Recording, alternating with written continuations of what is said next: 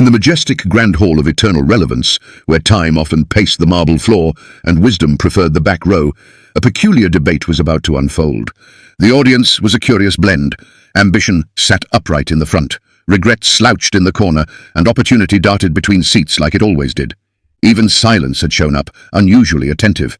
At the heart of the spotlight stood two figures. One wore a custom suit, stitched with banknotes, cufflinks shaped like gold bars, and a Rolex that ticked too loudly. His name was Money, crisp, confident, and annoyingly self-important. The other, dressed in a simple but radiant ensemble, had a magnetic presence that made people lean in without knowing why. That was Talents, creative, calm, yet somehow full of fire.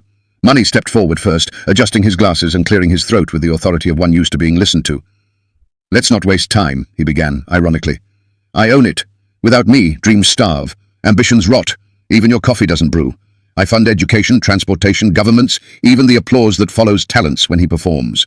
Let's be clear, I don't just matter, I run the world." A few members of the audience nodded, especially Comfort and Anxiety, who clung to Money like clingy interns. But Talents smiled, almost amused. With a casual toss of a microphone and a relaxed posture, he finally spoke. "That's cute," he said, "but let's be honest. You're only useful in the right hands. When I'm absent, even billionaires become bored, lost, and painfully average. You can buy a piano, sure. I'm the one who plays it. You build the stage. I own the performance. Without me, you're a silent wallet." There was a low rumble of approval. Even success leaned in. Failure shifted nervously. Money stiffened. "Maybe so, but without me, you're just a passion project that lives in someone's garage. I give you reach, power, visibility. You inspire, yes, but I build empires." Talents bowed playfully. "And I create the spark. You chase me, remember? You follow the inventors, the artists, the visionaries. You don't bring attention. I attract it, and then you come running." There was a brief silence. Ego tried to interrupt, but was shushed by discernment. Then, from the back of the hall, an old figure slowly rose. Wisdom, dignified and silver-haired, his eyes sharp yet kind. "Enough," he said, voice soft but resonant.